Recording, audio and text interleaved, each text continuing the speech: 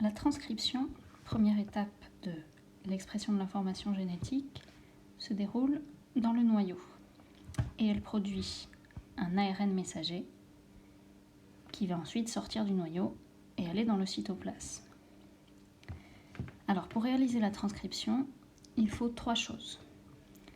Une matrice ADN, c'est-à-dire une molécule d'ADN qui va servir de base à la transcription, des ribonucléotides libres, ce sont les briques qui vont permettre la synthèse d'ARN messager, et il faut enfin une enzyme, l'ARN polymérase. Alors son nom indique ce qu'elle fait. Polymérase, c'est-à-dire qu'elle va fabriquer un polymère. Un polymère étant une molécule constituée de plusieurs sous-unités quasiment identiques entre elles. Et quel polymère va-t-elle fabriquer? Ici, elle va fabriquer un ARN.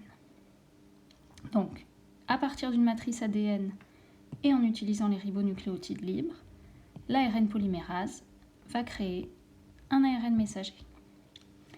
Alors, comment cela se passe-t-il? Donc, l'ADN au sein de la cellule est normalement sous forme de double hélice. Donc, les deux brins sont reliés entre eux par des liaisons faibles au niveau des bases azotées. Lors de la transcription, grâce à l'ARN polymérase, cette double hélice va s'ouvrir au niveau du gène à transcrire. L'ARN polymérase va lire un des deux brins de l'ADN, ici le brin représenté en vert, qu'on appelle le brin transcrit. Et par exemple, lorsqu'elle voit un T dans l'ADN, elle va utiliser la complémentarité des bases et rajouter un A en face. Lorsqu'elle voit un C dans l'ADN, elle va rajouter un G en face. Lorsqu'elle voit un A, elle va rajouter non pas un T, puisque nous sommes dans l'ARN, mais elle va rajouter un U. Et ainsi de suite.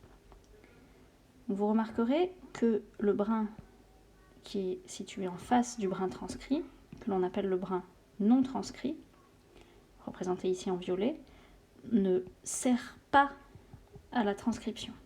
Il est présent puisque l'ADN est une molécule double brin, mais il n'est pas utilisé par l'ARN polymérase lors de la transcription.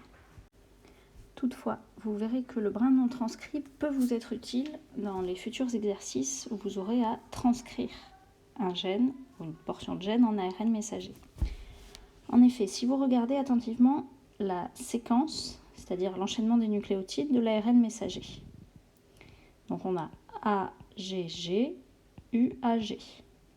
Et si vous regardez la séquence qui est sur le brin non transcrit, vous retrouvez AGG, non pas U, mais T puisqu'on est dans l'ADN, et ensuite AG. Vous voyez, c'est exactement la même séquence, sauf qu'à la place des U, on a des T. Donc dans les futurs exercices où vous aurez à transcrire, si on vous donne le brin non transcrit, il suffira de recopier sa séquence en transformant les T en U.